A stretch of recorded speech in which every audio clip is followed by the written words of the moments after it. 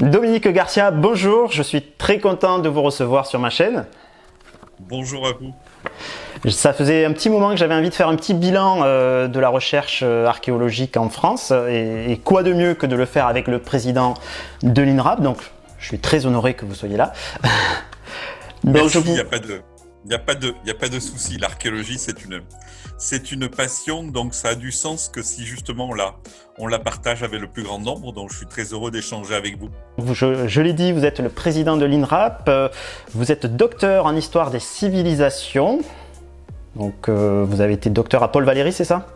Ouais, c'est ça, je suis un ancien étudiant de l'université Paul Valéry avant ensuite d'être enseignant à l'université d'Aix-Marseille et aujourd'hui présider l'INRAP, qui est un établissement public et un rôle particulier, vu que c'est un établissement de 2000 archéologues, ce qui est beaucoup, ce qui en fait la structure archéologique la plus importante en Europe.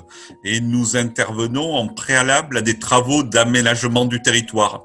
Donc c'est une loi qui a tout juste 20 ans. On a fêté le 17 janvier les 20 ans de la loi sur l'archéologie préventive en France.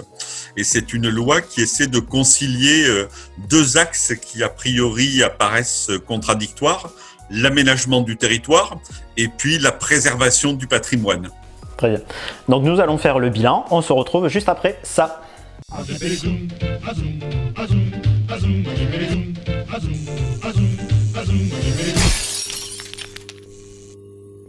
Donc on va faire un petit justement bilan de l'année de l'INRAP, enfin grosse année parce que j'ai eu du mal à choisir, alors j'ai un petit peu débordé de chaque côté. Je voulais commencer par une découverte qui s'est faite à Amiens d'une Vénus paléolithique, vieille d'après le carbone 14 de 23 000 ans. Elle a été découverte à 4 mètres de profondeur et appartient à la culture gravétienne qui se développe en Europe entre moins 28 000 et 22 000. Elle est vraiment dans les canons esthétiques de la période, de style stéatopyge, c'est-à-dire avec un très gros postérieur et des cuisses et des seins hypertrophiés. Elle rappelle la Vénus de l'Ocel ou même la Vénus de l'Espugue.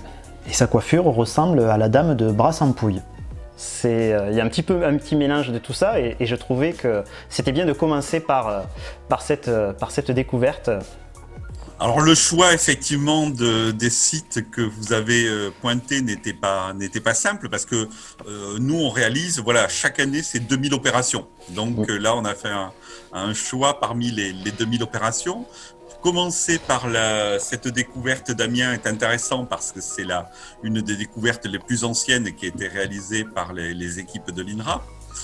Mais c'est aussi un document intéressant parce que c'est un endroit où il avait été réalisé un diagnostic, donc il devait y avoir un aménagement, mais ensuite le choix a été fait, devant l'importance du site, de décaler l'aménagement, et donc la fouille qui a été réalisée pour découvrir notamment cette statuette n'est pas une fouille préventive, mais une fouille programmée.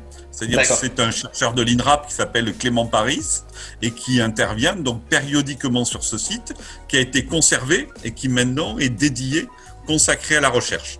Donc la fouille, effectivement, dans un endroit privilégié de la région d'Amiens, à Renancourt, vous l'avez dit, 4 mètres de profondeur sur ce qu'on appelle des loess, qui sont donc des limons éoliens, où a été retrouvé donc ce campement du paléolithique, dans lequel il y a beaucoup de traces de taille d'outils. Donc visiblement on est là à des moments où les populations sont des populations de chasseurs-cueilleurs, donc une halte on va dire de chasseurs qui dans cet endroit-là a taillé des outils, a probablement débité de la viande et eu aussi donc une expression artistique vu que plusieurs statuettes ont été réalisées dans la craie. C'est un petit document qui fait 4 cm d'eau, donc c'est vraiment un travail extrêmement précis, qui reflète à la fois les pratiques, sans doute un reflet des pratiques cultuelles de ces périodes du paléolithique, où la femme est mise en avant, et peut-être la femme qui féconde, donc on a là une déesse mère qui est représentée en tant que telle, et puis, chose intéressante qui a attiré votre regard, le fait qu'elle ressemble à toute une série de découvertes qui ont été retrouvées, on va dire de la Sibérie jusqu'aux Pyrénées, on retrouve une typologie propre. Ça veut dire que même pour des périodes très anciennes, il y a plus de 20 000 ans, on a presque un ensemble culturel homogène de la Sibérie aux Pyrénées dans l'expression cultuelle et dans la figuration de la femme. Et puis c'est une découverte assez rare, il y a très très peu de statuettes comme ça que l'on a retrouvées de la période, notamment en France. Alors oui, je vous dis, pour toute une Europe, de l'Europe orientale jusqu'à l'Atlantique, on en a une douzaine. Et sur la douzaine d'exemplaires, très peu ont été retrouvés récemment dans des fouilles scientifiques et donc menées avec précision, ce qui est le cas là de la fouille menée par Clément Paris. Donc on a la chance d'avoir en compte, et en plus, bon, on en reparlera plusieurs reprises, l'objet est intéressant, il s'insère dans une série européenne, mais aussi il a été retrouvé dans un site. C'est-à-dire qu'on a, c'est pas une page arrachée d'un livre, c'est pas un document isolé, c'est pas uniquement un objet de musée, c'est quelque chose qu'on peut analyser de manière globale. On va faire un bond dans le temps, on va se retrouver dans une tombe princière, alors entre guillemets, qui date de moins 1800, moins 1600, qui a été découverte à Giberville dans le Calvados par les archéologues donc, de l'INRAP. Pourquoi la qualifier de tombe princière ? Donc on est dans un contexte différent. Donc là on était à moins 20 000 ans pour le cas de notre petite statuette. Ici, on a fait un bond au-dessus des néolithiques, le moment où les populations se sédentarisent, le moment où elles s'approprient un territoire, le moment où on a les premiers villages, voire même les premières villes dans certaines régions du monde, et le moment où les populations deviennent productrices et voire acclimatent des plantes et des animaux. Donc on a sauté cette période-là. Et là on arrive, qui est le néolithique, on arrive à l'âge du bronze et on est dans l'ouest de la France, donc en Normandie, une fouille menée par mon collègue Emmanuel Guéquière, et dans lequel, d'ailleurs sur ce site, on a également des découvertes plus anciennes et plus récentes. Mais cette tombe est remarquable dans le sens où, par sa monumentalité, par le mobilier qui est déposé à l'intérieur, elle montre effectivement des richesses hors du commun, qui montrent qu'à ces périodes de l'âge du bronze, commence à apparaître, ou du moins commence à être lisible pour les archéologues, une forte hiérarchisation de la population. C'est-à-dire qu'on a l'impression qu'au Paléolithique, les populations sont égalitaires, ou du moins on les perçoit comme telles. Pour le Néolithique, la sédentarisation et l'accumulation des richesses commencent à provoquer sans doute l'émergence de pouvoirs locaux. Et à l'âge du bronze, on commence à avoir un pouvoir qui est de plus en plus accentué. Et donc là, dans cette tombe, le mobilier qui est découvert, on est là, donc on l'a dit, en Normandie, avec à l'intérieur des perles d'ambre. Alors l'ambre, c'est cette résine qui est fossile, qui est ramassée sur les bords de la mer de la Baltique. Donc entre la Baltique et la Normandie, vous voyez, il y a une distance. Et la personne qui était enterrée là a pu être enterrée avec cet ambre de la Baltique. Elle est enterrée également avec un poignard en bronze, qui est un document exceptionnel, témoignage de pouvoir, d'un artisanat qui est assez poussé, du fait de quelqu'un qui a pu se procurer ce document ou se procurer et le cuivre et l'étain nécessaires à la production de bronze. Et puis, cette personne était également enterrée avec un carquois dont on a retrouvé une série de flèches. 14 flèches. D'une qualité hors du commun. Et donc, qui montre 14 flèches des pointes en silex. C'est ça, très finement taillé.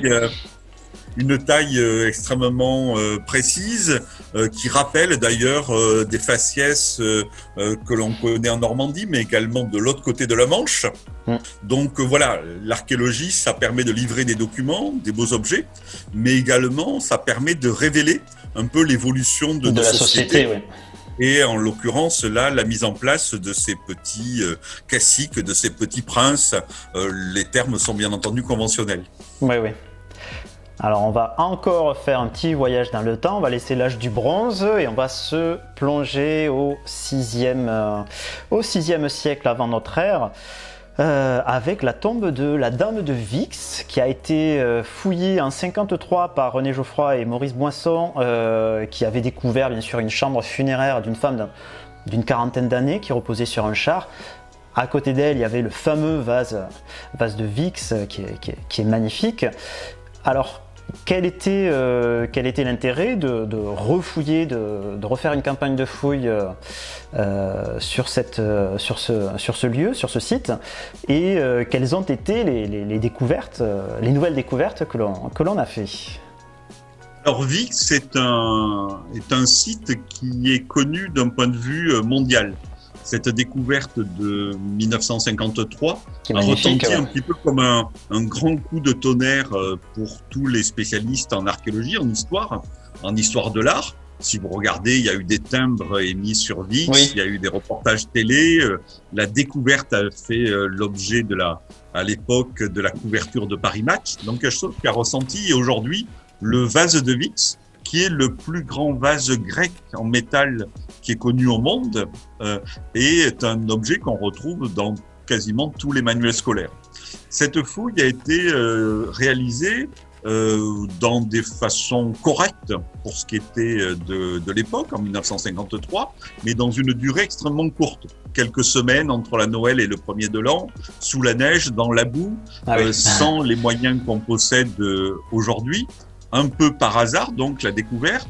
Et puis, à l'intérieur, on trouve une sépulture de l'âge du fer, un tumulus, que là aussi, on qualifiera de princier.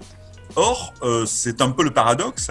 C'est une découverte exceptionnelle, faite pendant quelques jours, mais le contexte n'est pas assuré.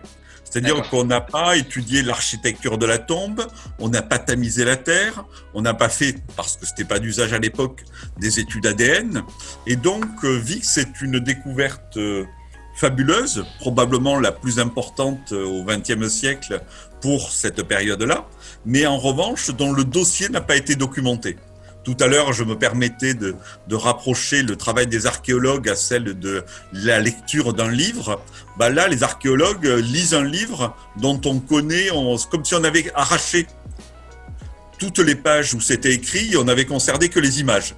Ils se retrouvent là sans avoir un contexte précis. D'où l'idée aujourd'hui de reprendre la fouille de cette tombe, confortée par les méthodes modernes de l'archéologie, en y mettant des chercheurs aguerris. La fouille a été pilotée par Bastien Dubuis, qui a fouillé une tombe similaire à Lavaux en Champagne, et en mettant les moyens techniques, scientifiques, avec également des étudiants de l'Université de Dijon, donc se donner toutes les chances de redocumenter, de réécrire les pages manquantes. Et donc aujourd'hui, on a pu fouiller intégralement le tumulus, donc avoir l'architecture complète de cette sépulture, savoir où avaient été arrachés les blocs, comment les gens avaient construit cette structure en bordure de la Seine, faire un tamisage complet de la chambre funéraire. On a retrouvé des fragments du vase en bronze qui n'avaient pas été retrouvés à l'époque ou qui avaient été perdus. On a retrouvé d'autres ossements qui ne sont pas pollués, dans lesquels on va faire des études ADN. Et donc là, cette fois-ci, on aura un dossier complet. Le musée de Châtillon va pouvoir représenter cet ensemble de façon là aussi qualitative. Et puis donc on va pouvoir aller plus loin dans l'interprétation. Très bien. Petit voyage dans le temps, on va se retrouver en moins 52, en plein soulèvement gaulois mené par Vercingétorix, qui s'est réfugié au cœur de son pays Arverne, à Gergovie. César monte alors ses fortifications, sort ses engins de siège et échoue devant les remparts de la ville. Les Romains sont donc contraints de fuir. Alors ce site a été fouillé à l'époque de Napoléon III. Il a été mis à jour les fortifications romaines composées d'un grand camp et d'un petit camp reliés entre eux par un double fossé. Le site a été fouillé à nouveau dans les années 90, confirmant les fouilles du 19e siècle et mettant à jour de nombreux éléments de l'armée romaine. Pointe de flèches, de scorpions, de boulets, balistes, etc. Alors que nous ont apporté les fouilles des années 2000? Donc les terrains donc sur Gergovie sont aujourd'hui laissés libres à la recherche, sont extrêmement rares. Il y a la partie classée, il y a ensuite la partie préservée par le classement et notamment utilisée à des fins pastorales. Et puis il y a des zones d'habitation plus des zones en danger dans les parties basses. Oui, d'ailleurs, on peut voir les images là que je passe en ce moment. Oui, on voit que sur les deux camps, il y a quand même pas mal de maisons qui empiètent et il y a pas mal d'habitations dans cette zone. Ouais. Donc dans vous parliez tout à l'heure des travaux de Napoléon III, effectivement, qui a entrepris une grande campagne d'études au niveau national pour recenser les vestiges gaulois. Mais la lecture qu'il y avait, bien entendu, au milieu du 19e siècle était tout autre. On cherchait les traces de la bataille pour montrer en fin de compte que les textes disaient la vérité, mais on ne s'intéressait pas peut-être à la vie quotidienne, à la fois des gens qui étaient enfermés à l'intérieur du rempart, et puis à celle aussi des combattants romains. Et là, les fouilles menées par Yann Deberge récemment, donc jusqu'au mois de juin de 2020 à Gergovie, ont permis de découvrir ce camp romain, d'avoir les détails de la construction du camp romain, notamment avec les limites, avec les fossés, d'avoir même trouvé les tiges qui servaient à caler les tentes des légionnaires, et d'avoir même découvert les fours qui servaient à la cuisson du pain des légionnaires. C'est fou de retrouver ça. Ouais, donc on a bien entendu l'histoire de l'intervention, on a bien entendu une confirmation des textes, mais ça on s'y attendait, mais plus encore, on se rapproche de la vie quotidienne des troupes romaines grâce à cette fouille et grâce aux informations qui ont été retirées dans la fouille. Très bien. Et donc, pas de polémique, Gergovie, ça a eu lieu à Gergovie. Hein. Ah, mais il y a de polémique, pas plus pour Gergovie que pour Alésia. Oui. On sait où les choses sont. Allez, on va rester un petit peu, on va s'éloigner, pas de trop nombreuses années de Gergovie, puisqu'on se retrouve au 1er siècle. Il a été découvert sur un site appartenant à l'aéroport de Clermont-Ferrand, un petit cercueil avec la dépouille d'un enfant d'environ 1 an.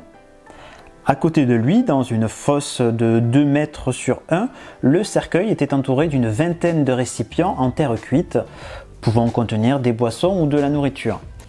Un demi-cochon coupé dans le sens de la longueur, ainsi que d'autres morceaux de jarret ou d'épaule et 2 poules.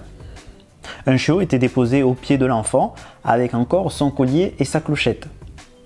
Il y avait aussi des petits vases en verre, des balsamères, contenant probablement des produits cosmétiques et un fibule en cuivre. Contre le cercueil était posé un cercle en fer d'environ 30 cm, faisant penser à un cerceau, peut-être un jouet. Enfin, était placée dans un coquillage une dent de lait d'un enfant plus âgé. Alors là, effectivement, on est là pleinement dans l'archéologie préventive, dans un secteur où des découvertes anciennes témoignaient d'une occupation. Et d'ailleurs, on est là dans des travaux liés à l'aménagement de l'aéroport de Clermont-Ferrand, des vestiges de différentes périodes, une fouille menée par ma collègue Laurence Lautier, et puis une image, un instantané, comme on les aime parfois en archéologie. C'est pas forcément des dossiers historiques extrêmement lourds, comme celui de Gergovie, patrimoniaux extrêmement importants comme Vix, mais des témoignages qui touchent à la sensibilité, qui donnent un petit peu à rêver, qui nous rapprochent par le caractère sensible de ces populations passées. Et là, en l'occurrence, une tombe d'enfant, effectivement, avec les dépôts funéraires et les objets personnels du défunt qui sont retrouvés dans la fosse.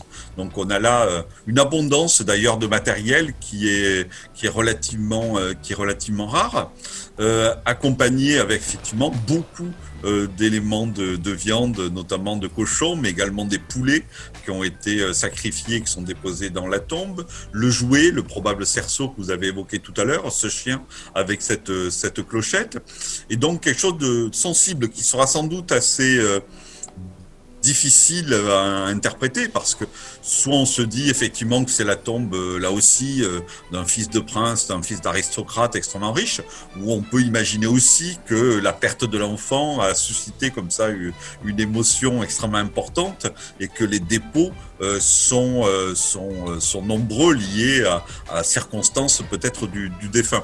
Il y a toujours une part de mystère, mais en tout cas aujourd'hui il y a cette émotion extrêmement forte par cette découverte, effectivement, qu'on a signalée à l'INRAP comme on le fait régulièrement, parce que notre travail c'est de transmettre et de partager. Et on a vu qu'effectivement la presse se saisissait de cette information parce qu'il y avait sans doute une proximité. Justement, on va rester quand même dans le rapport à la mort, puisqu'on va aller faire un petit détour maintenant par la nécropole de Narbo, Martius, Narbonne, première colonie romaine en Gaule, fondée en 118 avant notre ère. Elle deviendra la capitale de la province. C'était une ville très importante car sa géographie en faisait un carrefour commercial situé au bord de l'Aude, à côté de la Méditerranée et de la Via Domitia. C'était d'ailleurs l'un des plus grands ports de Méditerranée occidentale. La nécropole se trouve à 2 pas du futur musée Narbovia, qui devrait ouvrir ses portes cette année. Elle occupait 2000 m² et était en activité au 1er siècle et au 2e siècle. Et pour l'instant, on a fouillé que, enfin je sais pas si tout va être fouillé, 300 tombes, c'est ça? Tout est terminé. Non, tout est terminé. On a fouillé, donc le cas de Narbonne est là un cas exceptionnel à plusieurs niveaux, comme vous l'avez dit. Les Romains, en installant la ville à Narbonne, maîtrisaient un espace portuaire important, l'Aude et la Méditerranée, une zone de circulation terrestre de l'Italie à l'Espagne, et puis une zone de passage entre la Méditerranée et l'Atlantique via la vallée de l'Aude. Donc Narbonne n'est pas construite là au hasard. On a là la première ville, une ville aujourd'hui qu'on a du mal à imaginer dans l'Antiquité, puisque la plupart des monuments ont été rasés ou détruits. Ah oui, il reste très très peu, oui, à part quelques bouts de le bas de rempart ou les entrepôts. Voilà, les entrepôts, les auréas de Narbonne, qui sont un ensemble enterré et hors du commun. Mais sinon, les vestiges sont relativement rares. La plupart ont été détruits au Bas-Empire, au Moyen-Âge, et sont aujourd'hui été conservés dans les collections qui vont être présentées au sein, effectivement, du futur du musée Narbovia qui va ouvrir dans quelques semaines. L'originalité de la nécropole de Narbonne, c'est celle de la plus ancienne cité romaine, c'est celle d'un port qui a un rôle économique important au niveau de l'Empire romain. Et ensuite, elle est implantée, cette nécropole, les Romains choisissent de l'implanter en bordure du fleuve Aude. Et là, il se passe quelque chose d'hors du commun, dont aujourd'hui parfois l'actualité nous rappelle. Ces fleuves côtiers méditerranéens ont tendance à déborder. Et donc la nécropole romaine de Narbonne, une des nécropoles, celle dont on parle aujourd'hui, a régulièrement été ensevelie par les limons du fleuve Aude quand il était en crue. Et donc on s'est trouvé dans un cas extraordinaire pour nous archéologues, c'est que plutôt que d'avoir une nécropole à l'horizontale, c'est-à-dire qui s'étend un peu comme les cimetières actuels, qui a tendance à s'agrandir, donc là les Romains ont profité du fait que le limon envahisse la nécropole pour reconstruire recreuser d'autres tombes dans ces limons. Donc on a non pas un cimetière qui correspond vraiment à la définition d'une nécropole. Ouais. Nécropole, ça veut dire la ville des morts. Donc là, on a une sorte, si vous voulez, d'immeuble, c'est-à-dire qu'on a des tout empilé, ouais, de sépultures tout empilées. Alors c'est intéressant parce que chacune de ces tombes a été préservée. Mais ensuite, plus encore passionnant pour nous archéologues, c'est que les niveaux de circulation entre les tombes ont été scellés par ces limons. Et donc, on a l'endroit où les gens marchaient quand ils allaient dans les tombes. On a les endroits où ils mangeaient même dans des petites salles avec des banquettes. On a le dessus des tombes parfaitement conservé. On a retrouvé des inscriptions, on a trouvé des monuments en élévation. Et on a même quelque chose qui est unique en Gaule, qui a été vu un petit peu à Pompéi, un petit peu à Rome, un petit peu en Afrique du Nord, en Tunisie notamment. On a ce qu'on appelle des conduits de libation, c'est-à-dire que dans les pratiques funéraires des Romains, il y avait la volonté de communiquer avec l'au-delà et de communiquer surtout avec le défunt. Et donc on mettait en place des tuyaux fabriqués pour, ou alors recyclés, on utilisait des amphores qui avaient été taillés et placés à la verticale. Et donc ce tuyau permettait de communiquer avec le défunt. Et régulièrement, on venait verser des éléments de nourriture, des boissons, voire éventuellement des parfums ou des objets qui permettaient de communiquer entre le sous-sol et l'au-delà. Et donc, la nécropole de Narbonne, sur quelques centaines de mètres carrés, on a pu fouiller près de 2000 tombes. Là, la fouille maintenant est terminée. D'accord. Donc on a, si vous voulez, pour reprendre l'image du livre que j'évoquais tout à l'heure, une sorte de livre d'état civil. On a vraiment là un dossier complet, 2000 personnes vivant à Narbonne dans l'Antiquité, au 1er et 2e siècle essentiellement, enterrés là, avec leurs objets personnels, les dépôts qui ont été associés au moment de leurs funérailles, parfois des inscriptions, parfois des bustes, donc un ensemble important. Alors, la plupart du temps, c'est des pratiques de l'incinération, et on a même trouvé les bûchers. On a les foyers, oui. On a les foyers, les bûchers, les boustums sur lesquels étaient pratiquées les incinérations. Et puis on retrouve les restes, bien entendu, qui sont étudiés par les anthropologues. Alors, anecdotique, mais un petit peu rigolo. Parmi les objets qu'on a retrouvés, on a retrouvé un petit pendeloque avec une forme étonnante, voilà, que vous voyez là, en forme de phallus. C'était assez courant de trouver ce genre de petits objets pour redonner certainement de la vigueur ou autre. Mais ça fait partie, voilà, des objets. C'est les vivants qui rencontrent les morts là. C'est avec cet objet-là. Ah oui, on a, de toute façon, voilà, on a 2000 personnes avec leurs objets quotidiens. On a un glaive, on a bien entendu des éléments de parure. Tout ça est étudié par Valérie Bell, qui a été la responsable de cette opération conduite en Occitanie. Énormément de céramique, mais on a aussi les restes culinaires, parce que dans ces tombes bien conservées dans les niveaux humides, on retrouve le bois bien conservé, on retrouve les traces de nourriture, on a étudié les pollens. Donc on a là, cette fois-ci, un livre complet, le texte, les images et presque l'odeur et le bruit, quoi. Voilà. Mais là, il y a combien d'années encore de travail dessus pour analyser tous les restes, faire des analyses de tout ce que l'on a retrouvé dans les vases, etc. Là, on a un dossier qui va courir, à mon avis, sur plusieurs dizaines d'années. Allons maintenant à Pontarlier, dans le Doubs, pour découvrir un village de l'époque mérovingienne. Donc on est au début du Moyen-Âge, au 6e, 7e siècle. C'est une fouille assez exceptionnelle, car plutôt rare en France, ou plutôt très mal documentée.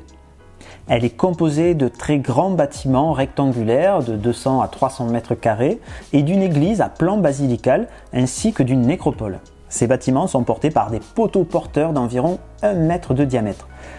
Ce qui surprend, c'est son organisation. Les bâtiments sont plutôt resserrés, on distingue même dans les habitations un aménagement de l'espace homme-bête. L'église, à l'écart des habitations, fait 20 mètres de long pour 14 de large. On y a trouvé 4 tombes, dont une à l'intérieur et les autres à côté.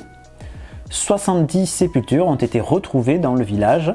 On a même retrouvé aussi une aire d'abattage avec beaucoup de restes de bœufs et de chevaux. Qu'est-ce qui est exceptionnel dans cette découverte ? Dans le cas de Pontarlier, le dossier est original parce qu'on est dans un secteur peu exploré, où les aménagements sont pas forcément très nombreux. Et là, l'aménagement d'une zone sur plus de 20 hectares a fait l'objet donc de la part de la DRAC d'une demande de mise en place de fouilles préventives réalisées donc par l'INRAP, la fouille conduite par mon collègue Michel Gazembeck. Et cette fouille, 20 hectares, a permis de dégager la totalité d'un village et un village qui a été créé tardivement, donc au VIe siècle, abandonné probablement avant la fin du 8e siècle, où la nature reprend le dessus, et quand les archéologues arrivent, ils ont une sorte de polaroïde de la vie de ces populations au 6e, 7e siècle, dans un secteur qui est peu étudié. Ouais.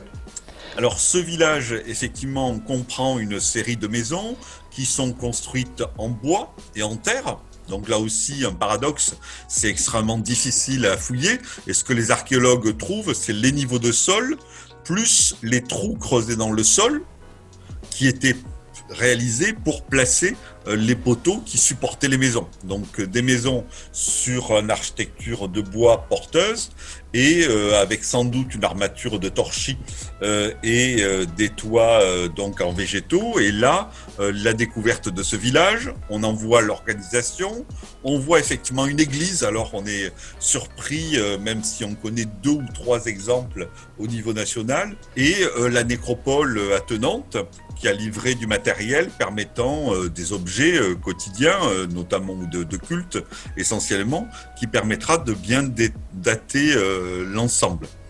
On imagine que ce village a été construit par les Francs au milieu du VIe siècle avant notre ère, quand ils sont dans une phase de conquête du royaume des Burgondes. Et donc il y a un moment justement où cet espace devient franc, c'est le cas de le dire. La France est un des rares pays dont le nom soit venu d'un des envahisseurs. C'est rare qu'un État se construise sur une identité autre. On l'oublie souvent, mais voilà, on ne s'appelle pas la Gaule ni les Gaulois. On s'appelle les Francs, donc on a pris le nom d'une population qui est intervenue dans ces régions à partir du VIe siècle. Et donc là, on a un témoignage précis de cette conquête franque sur le terrain, Mais justement, ouais, j'avais retenu cette découverte en fond. Déjà parce que c'était assez original comme trouvaille, mais c'était surtout l'interprétation des archéologues, quoi. C'est le fait que c'est peut-être un village, des gens en armes, puisqu'on a retrouvé pas mal de tombes où il y avait des épées, etc. On suppose que ils étaient bien placés dans la hiérarchie et qu'ils étaient là pour contrôler peut-être la zone, quoi. En tout cas, on a les éléments sont probants. L'étendue du village, l'architecture, la nature de l'édifice public, en tout cas l'église, les sépultures, la datation. Et donc là, si vous voulez, on a un ensemble cohérent d'un village parfaitement bien documenté. Et surtout, il n'est pas placé au hasard, puisqu'à côté, il y a la ville de Pontarlier, qui était déjà un carrefour commercial important. Donc, oui, on est là dans un secteur effectivement de contrôle de voies.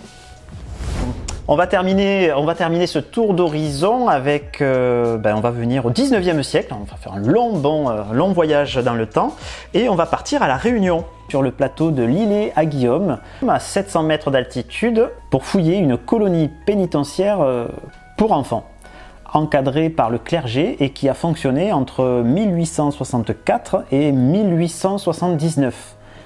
Elle accueillera jusqu'à 180 enfants qui construiront d'abord le lieu d'habitation, une chapelle, des ateliers, des enclos agricoles, etc. Ensuite, les enfants y cultiveront et s'occuperont des animaux.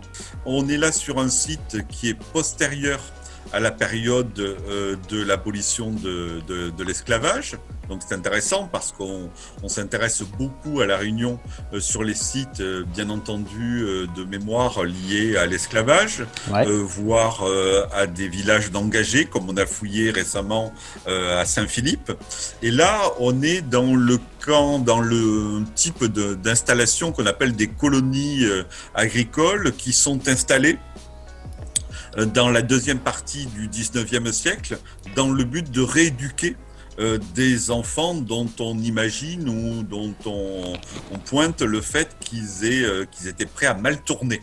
Et donc ce type de pénitencier pour enfants existe en métropole. On a des exemples à Belle-Île, on a un exemple en Languedoc à Agnan qui a fonctionné jusqu'au milieu du XXe siècle, et où encore en Languedoc les gens ont des souvenirs de la prison pour enfants d'Agnan. Et puis on a ce cas similaire donc à La Réunion, qui était donc connu, qui est encore visible pour peu qu'on fasse 2 heures de marche pour y arriver, mais dont l'histoire se perdait et où la végétation regagnait le milieu. Donc c'est le département de La Réunion qui a eu cette initiative heureuse, originale, de se réapproprier ce patrimoine et d'en faire un diagnostic. En l'étudiant sur les archives, et une historienne y a travaillé de façon précise, en faisant venir l'INRAP pour réaliser des plans, pour retrouver les traces des bâtiments. Et puis, il y a même une botaniste qui est sur le site, parce qu'en fin de compte, elle étudie la végétation actuelle, mais surtout celle, puisque c'est pas très ancien, qui date de la période de l'occupation des lieux par les enfants sous l'autorité de la congrégation du Saint-Esprit. Oui, c'était un pénitencier dirigé par des religieux. Par des religieux, et qui regroupait au maximum près de 200 enfants qui étaient là pour être rééduqués au plein air, et puis mettre en place des cultures, notamment de café ou autres.